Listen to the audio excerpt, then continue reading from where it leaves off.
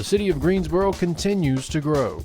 Each year, the city invests significantly in new construction projects and repair or replacement of aging infrastructure. Greensboro Under Construction will focus on projects that are underway across the city and in your neighborhood.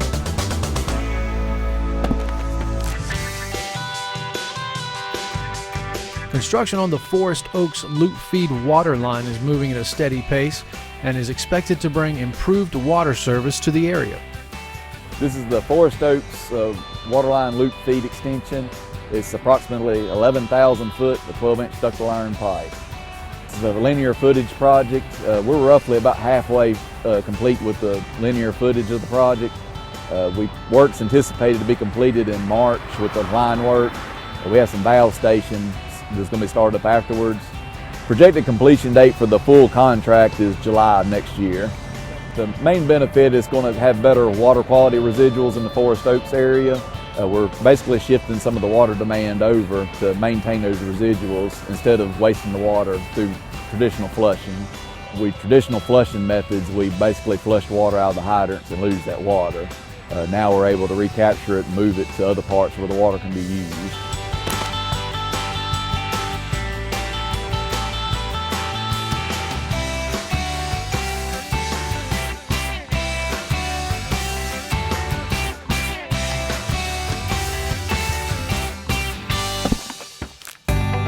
The Greensboro Fire Department is anticipating the completion of 2 new fire stations, Station 7 located at 1064 Gatewood Avenue and Station 56 located at 802 Franklin Boulevard.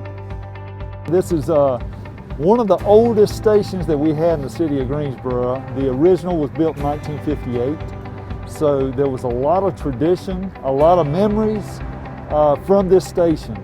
And the day that we tore it down, we had a wall with all of the guys that were working on duty that day from Station 7. And I won't lie to you, there may have been a tear shed from some of those guys because there's a lot of connection with this station. It's the busiest fire station that we have in the city of Greensboro. We love the community. The community's always been good to us at Station 7. But we knew that it was time for a new refurbished station. Our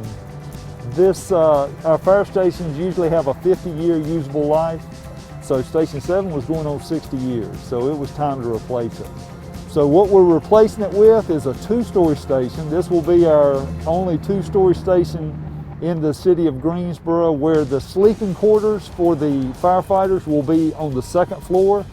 So we will have the fire poles, 2 fire poles inside the fire station, that they will slide down the fire poles to have a quick response and a quick turnout time. We began construction on this site in January of 2020.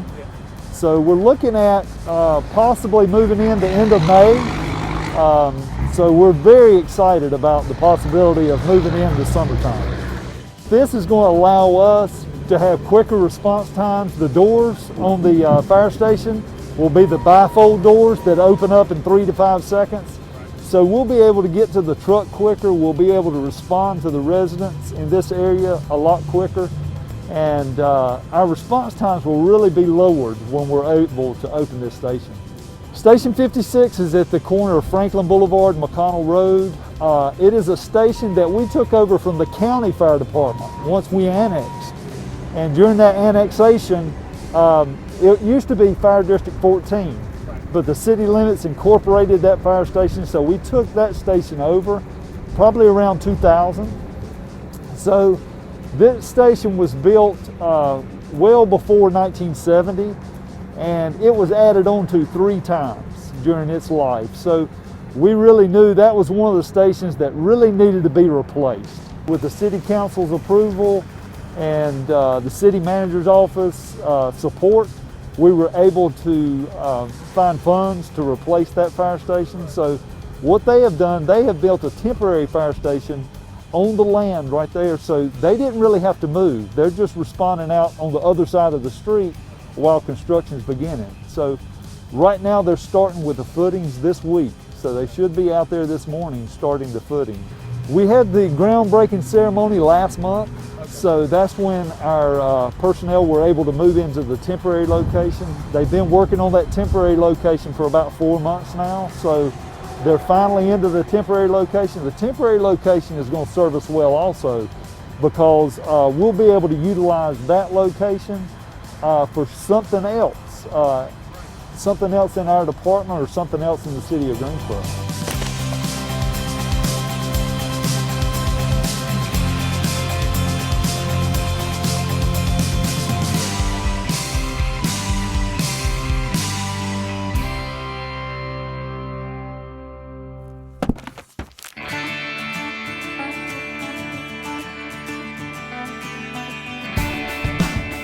We have several upcoming roadway projects, one that has already gone out to bid, one that is actually getting ready to advertise for bid. Josephine Boyd intersection improvements is getting ready to take place. We should probably start that shortly after 2021 starts. And then Ballinger Road Bridge is the replacement. Those two projects had been put on hold due to NCDOT funding, but we've recently been allowed to bid those two projects. And Ballinger Bridge Road should probably start spring of 2021.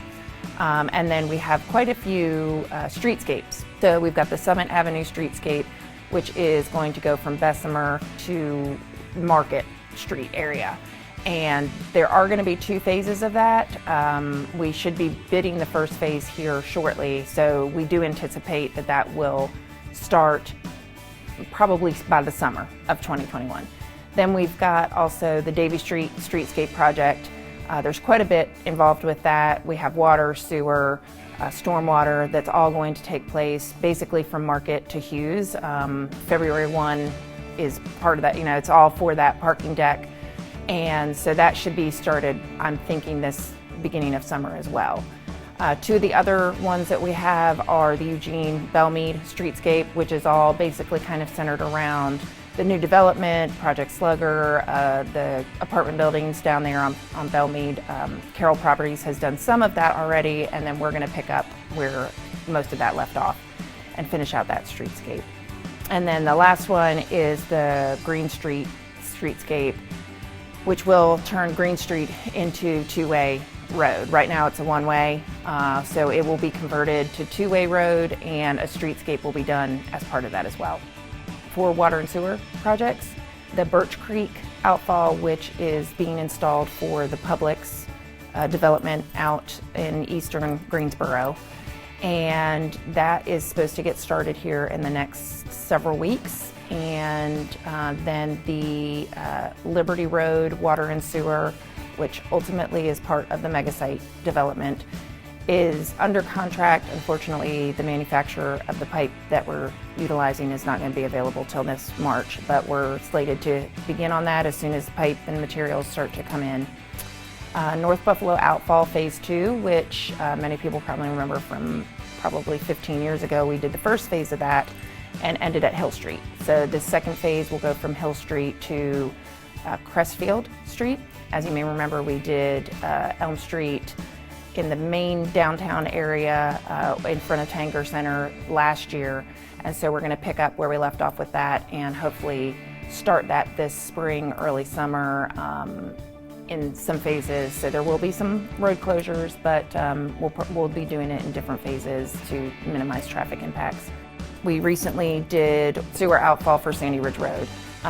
And so we are going to be doing a water line project out there as well. So Sandy Ridge Road and Kirkman Street water line improvements will be bid as one project. We also have Primrose and Bernard Street water line improvement project coming up. And then just general, we often have general water and sewer line projects that we do just in neighborhoods as improvements to increase pressure or replace old pipe or increase size. And then we don't inspect this, but Water Resources always has water and sewer rehab going on. Construction of new city sidewalks is an ongoing project to improve pedestrian safety and enhance new alternative modes of transportation. Here's a quick look at current and upcoming project locations to be aware of.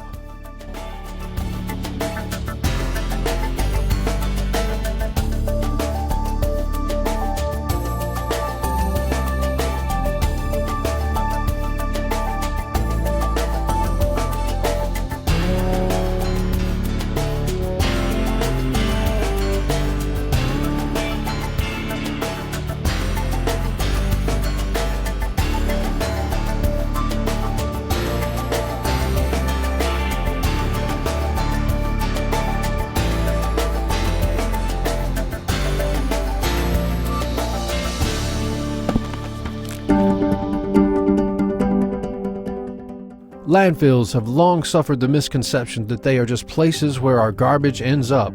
The truth is, landfills are highly regulated, maintained, and managed systems that are using green energy projects and sustainable practices. White Street Landfill has 2 green energy projects in place, one that converts methane gas into energy, and another that captures the energy from the sun. The operation behind me is a gas-to-energy plant. The landfill is required under our state permits to capture the gases that are produced from a typical landfill. Normally these gases are just burned up through a flare system so that they're basically destroyed and not contributing to greenhouse gases. This system actually diverts some of that gas and converts it to electricity in the same process of its destruction. So we just peel off about 50% of the gas, burn that to produce electricity that gets put out onto the grid, which is then consumed by city residents. The project's finished construction mid-2019. It was off and on service in June, but it went online in July 2019 and has been operating ever since. It produces approximately 12 million kilowatt hours of electricity, which is about enough to power approximately 1,100 homes. Several years back, the city put out a request for proposals for a plant similar to this. Renew Petra came in and funded the entire program with no cost to city residents or the city in general. The only thing the city has provided is the landfill gas that we would normally destroy and the land for them to put their facility on. It's taking a resource that we would normally be destroying and making it a beneficial, turning it into a beneficial energy source that the residents can use and defer some of that reliance on fossil fuels or other type of non-renewable fuels.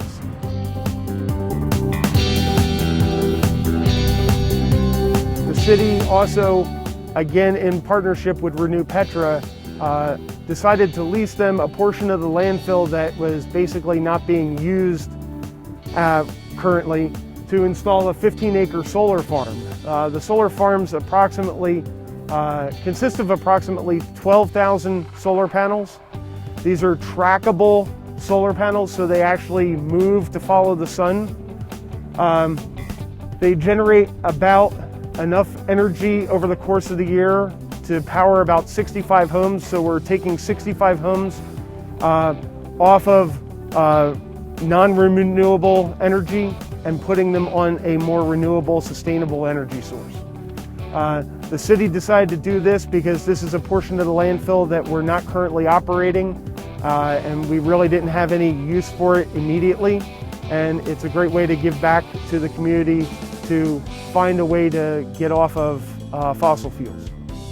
Another good thing about this and the gas-to-energy plant is we have the opportunity pre-COVID and hopefully post-COVID to have tours and groups come out here to actually see what we're doing, and that landfills are not just a dirty word in the environmental business anymore.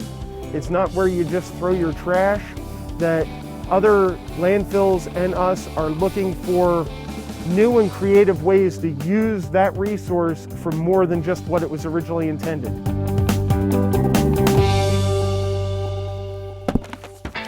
We caught up with the Water Resources Department to get a closer look at the smoke testing used in sewer system rehabilitation. Smoke testing is a part of our overall sewer rehabilitation program. We do sanitary sewer evaluation studies periodically about every 3 years to kind of evaluate the health of the sanitary sewer system in particular areas of the city. The smoke testing allows us to find where there could be illicit connections to the sanitary sewer. We don't want stormwater to enter in our sanitary sewer system, and the smoke testing kind of guides us in where we could have storm drains that are connected. We could have roof drains that are actually connected to the sanitary sewer, and We don't want to pay to have to treat. We don't want to pay to treat stormwater. We want to make sure that we are just collecting wastewater and treating wastewater. So the procedure for smoke testing is that there is a fan that essentially injects a harmless, non-toxic smoke into our sewer system. It fills up the sewer system, and then it kind of penetrates out wherever there's an opening. So we see those openings in vent roof stacks of houses. With the plumbing code, the smoke kind of escapes through those vent stacks. We see that smoke come out, in other sanitary sewer manholes, the top of them, and then of course anywhere there's illicit connections or there could be clean out stacks that are missing, things like that. So it usually takes about 10 or 15 minutes to kind of survey an area. They find where the smoke is coming out. They'll take a GPS point of it and document it, a photo as well, and that kind of helps us to pinpoint where the issues are later on. So we do pass out some information whenever we're doing smoke testing to residents to let them know how they can prevent any smoke from coming in through dry P-traps. So we suggest that they go ahead and run the water or kind of pour maybe a gallon of water down those drains so that it can fill that P-trap up and prevent any smoke from entering the house. If smoke does enter in your house, we do recommend that you go ahead and let the personnel that's on site know, and they can help you, if it's just that you need to pour water down your drain, or if it happens to be that you have a connection to the sanitary sewer that shouldn't be there, they can do that investigation for you. If it enters your house, open up windows, just kind of increase some ventilation in the space, and it dissipates really quickly. Because smoke testing is a part of our overall evaluation studies, we couple it with CCTV investigation of the sewers, along with flow monitoring in those areas. That way we can capture an overall picture of the health of the sanitary sewer systems.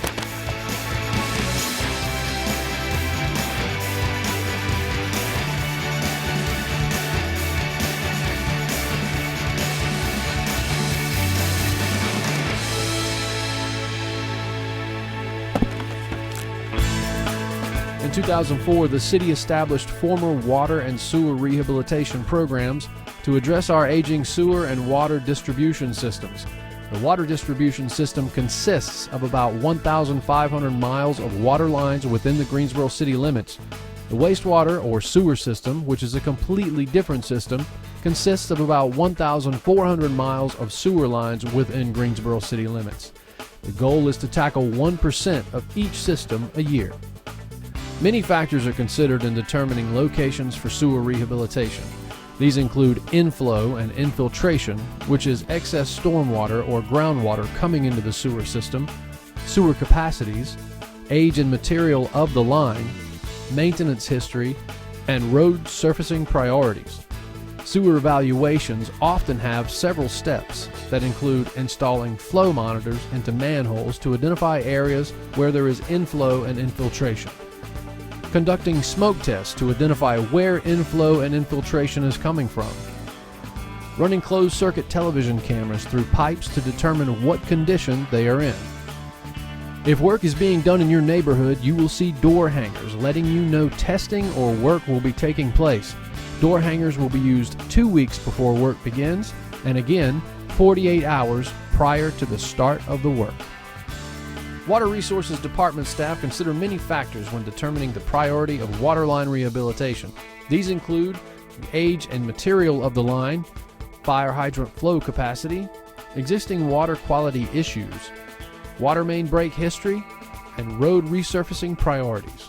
Unless it's an emergency, door hangers will be placed at least 24 hours in advance anytime service is interrupted for an extended period of time. That notice will also include an estimate of how long the interruption may last. If at any time your water and/or sewer service is off for more than 30 minutes and you've not been notified about any disruption by a contractor or city employee, please call the city water dispatcher at 336-373-2033. If you are placed on temporary water, there is no charge for water use until your regular service is returned. Your water service will be disrupted for less than 10 minutes when a temporary line is connected and disconnected. For more information, visit the city's website at greensboro-nc.gov/rehab. Use the Departments tab to navigate to Water Resources and look for the Water and Sewer Rehabilitation tab on the left. Here you can find more information on the different methods used for rehab in each system and access a map that will show you where work is in progress and where it is proposed for each system.